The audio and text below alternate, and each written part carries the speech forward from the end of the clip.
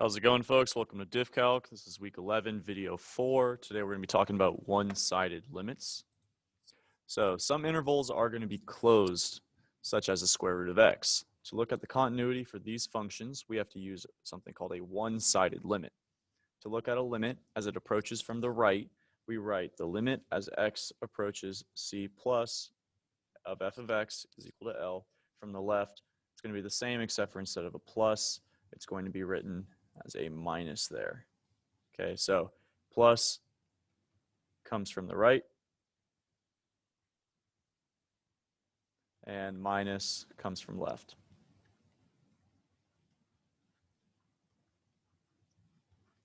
All right, let's look at some examples here.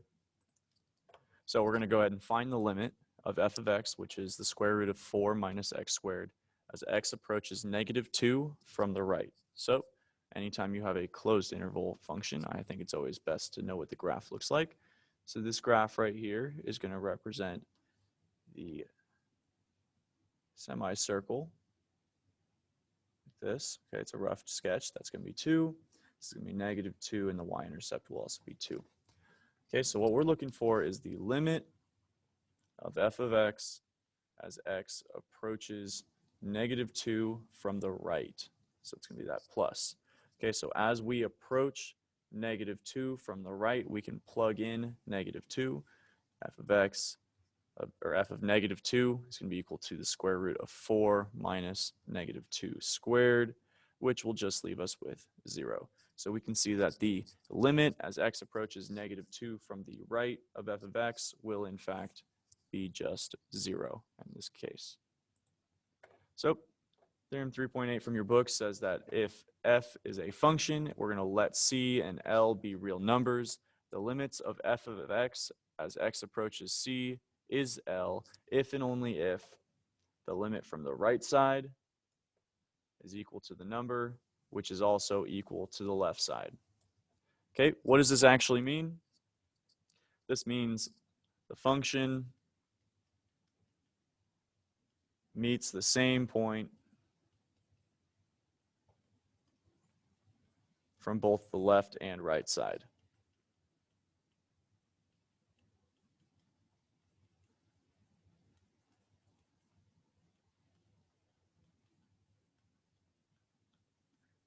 Okay, so as long as the limit from the right side is equal to the limit from the left side, you're going to have an actual limit exist.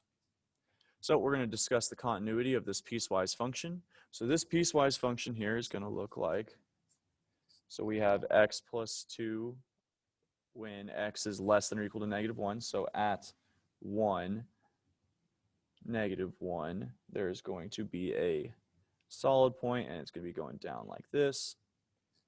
We're going to have a hole here. It's going to have a y-intercept of -1 and another x-intercept of 1. We're going to have the parabola that looks something like this. So this is what our piecewise function, a rough sketch of it, looks like. So we're going to discuss the continuity. So we can see that these functions are continuous everywhere except x equals -1. So we're going to go ahead and just verify that. We're going to see that the limit as x approaches -1 from the left of our function f of x is going to be 1. We can see that here. We can also see that the limit as x approaches -1 from the right of f of x is going to be 0. Because these are different, they're not equal, we can say that the limit as x approaches -1 of f of x does not exist, thus not making continuous. Okay, so we're going to have this function be continuous everywhere except x equals -1, and we know that because the limit at -1 does not exist, all going back to because our left hand limit and our right hand limit are not equal. Okay, so the definition of continuity on a closed interval. A function f is continuous on the closed interval ab if it is continuous on the open interval ab, and the limit as x approaches a from the right side of f of x is equal to f of a, and the limit as x approaches b from the left side of f of x equals f of b. Essentially, summed up, we have this be x value a, this be the x value b, as long as this function is continuous on the interval, the limit here from the left side is equal to f of b, and the limit here from the right side is equal to f of a, then we're going to be able to say that this entire closed function is going to be continuous. Okay, let's discuss the continuity. This is our last example. So we have this f of x is equal to the square root of 1 minus x squared. So what we're going to be able to do here, let's go ahead and have a nice little sketch of the graph. This is going to be a semicircle. It's going to have a radius of 1. So this will be 1, this will be negative 1. Our y-intercept is 1. Okay, so we're going to be, let's first find the limit as x approaches negative 1 from the right of f of x.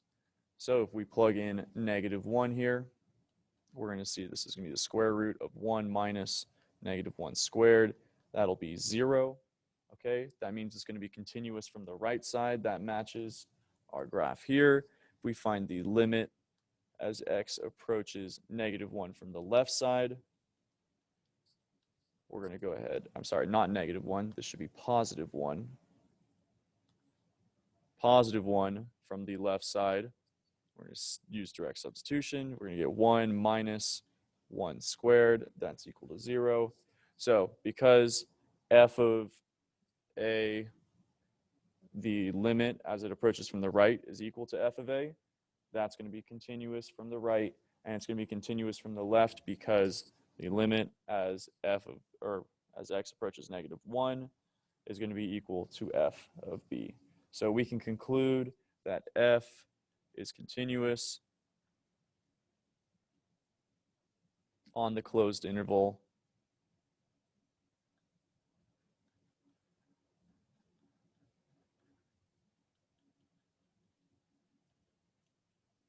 negative 1 to 1. And that's all I have for today, folks. Thank you very much.